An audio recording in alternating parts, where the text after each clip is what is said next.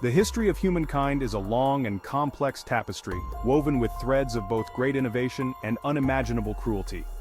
For every step forward in our evolution, there seems to have been a darker impulse that led to the invention of devices and methods designed to inflict the most horrific suffering imaginable. In this series, we will explore some of the darkest chapters in human history as we delve into the terrifying world of torture.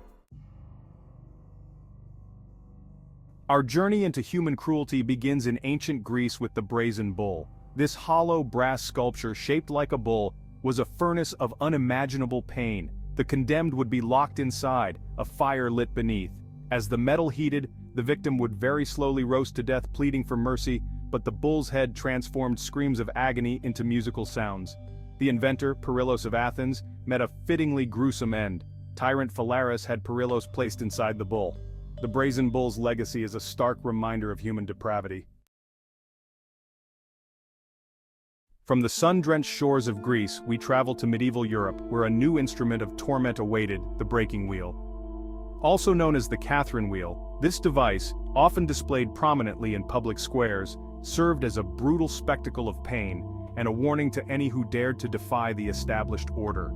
The condemned would be bound to the spokes of a large wooden wheel, their limbs splayed and vulnerable. The executioner would then use a heavy iron hammer or club to systematically break the victim's bones, starting with the shins and working their way up. The shattered body would then be woven onto the wheel's spokes, left to die a slow and agonizing death from exposure, thirst, or the mercy of a final blow. The breaking wheel remained a favored method of execution in Europe for centuries, a grim testament to the brutality of the era. While many torture methods relied on brute force, others exploited the natural world to inflict unimaginable suffering. Rat torture, a method favored for its simplicity and effectiveness, is a chilling example of this perverse ingenuity. The technique itself was deceptively simple. A starving rat would be placed on the victim's bare skin, typically the stomach or chest. A container heated by fire or other means would then be placed over the rat, trapping it against the victim's flesh. Driven by instinct and desperation, the rat, seeking escape from the unbearable heat, would begin to claw and gnaw its way into the victim's body. This agonizing ordeal could last for hours, even days. The victim's screams a testament to the excruciating pain. Chapter 4, the Judas Cradle. The Judas Cradle, a device as insidious as its namesake, emerged from the dark corners of the medieval imagination. This pyramid-shaped seat, its point designed to penetrate the victim's rectum or vagina, was a testament to the era's obsession with pain and humiliation. The victim, stripped naked and bound, would be slowly lowered onto the pointed end of the cradle. The torturer, by manipulating ropes and weights, could control the intensity and duration of the agony. To prolong the suffering and increase the likelihood of infection, the device was rarely cleaned.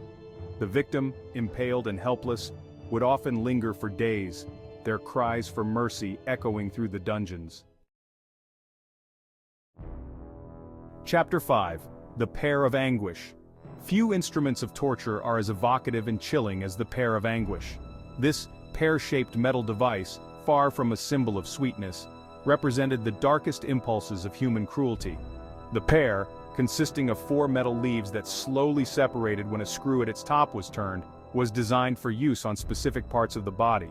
Depending on the transgression, the instrument could be inserted into the mouth, vagina, or rectum. As the screw turned, the leaves would spread, distending the orifice, causing excruciating pain and often resulting in permanent disfigurement or death. The Pear of Anguish stands as a chilling reminder of the lengths to which humans will go to punish and control one another. Chapter 6, the Spanish Donkey. Our journey through history's chamber of horrors brings us to the Spanish donkey, a device whose name belies its true nature. This crude but effective instrument of torture, employed extensively during the Spanish Inquisition, was designed to humiliate and inflict excruciating pain. The donkey consisted of a wooden frame shaped like a sharp-edged triangle. The victim, stripped naked and often weighted down with additional burdens, would be forced to straddle the device, their full weight pressing down on their genitals. The agony inflicted by the donkey was immediate and intense. The sharp edge of the triangle, digging into the victim's flesh, could cause severe lacerations and bleeding. The Spanish donkey, a symbol of the Inquisition's brutality, remains a chilling reminder of the human capacity for cruelty.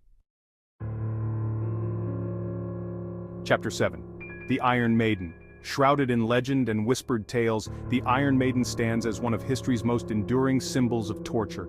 This iron cabinet, often shaped like a woman and lined with spikes, has haunted the human imagination for centuries. The victim would be forced inside the maiden, the heavy door closed tight. The strategically placed spikes, while not designed to pierce vital organs, would pierce the flesh, causing excruciating pain and significant blood loss. Though its historical accuracy is debated, the Iron Maiden's enduring image in popular culture speaks to our fascination with the macabre and our enduring horror at the cruelty of which humans are capable. Chapter 8. The Rack. Simple in design yet brutally effective, the rack has earned its place among history's most infamous torture devices. This instrument of pain, favored by inquisitors and torturers alike, relied on stretching the human body to its absolute limits. The victim would be bound to the rack, their ankles secured to one end and their wrists tied to ropes connected to a roller at the other. The torturer, by slowly turning the roller, would stretch the victim's body, pulling their joints apart and causing excruciating pain. The rack's effectiveness stemmed from its ability to inflict unimaginable agony without leaving visible marks on the body. The victim, their muscles and ligaments torn, would often confess to anything to make the pain stop. Chapter 9. The Thumbscrew. Though small in stature compared to some of the devices we've encountered, the thumbscrew was no less effective in inflicting agonizing pain. This seemingly simple device, often employed during interrogations, could crush bones and leave its victims permanently maimed. The thumbscrew consisted of two metal plates, often serrated, connected by a screw mechanism. The victim's thumbs would be placed between the plates and the torturer would slowly tighten the screw, crushing the thumbs and inflicting excruciating pain. The thumbscrew's effectiveness lay in its ability to target a particularly sensitive part of the body. The intense pain could drive victims to confess or reveal information they might otherwise have kept hidden. Chapter 10. Scaphism. Our exploration concludes with the most gruesome method ever devised, Scaphism. This ancient Persian execution, known as the boats, was for the most hated criminals. The condemned were bound inside two hollowed-out wooden boats. The boats were sealed, trapping the victim inside. They were force-fed milk and honey, causing severe diarrhea. Left to float on a stagnant pond, insects fed on their flesh. Death, after days of suffering, was a mercy. Scaphism is a chilling testament to human cruelty. A legacy of cruelty. The instruments of torture explored in this series represent a dark and troubling aspect of human history. They serve as chilling reminders of the depravity and cruelty of which we are capable. While we may never fully comprehend the motivations behind these acts of barbarism, it is essential to remember them, to learn from the past, and to strive for a future where such horrors are relegated to the history books. For in understanding the darkness, we can better appreciate the light and work towards a world where compassion and empathy triumph over cruelty and hate.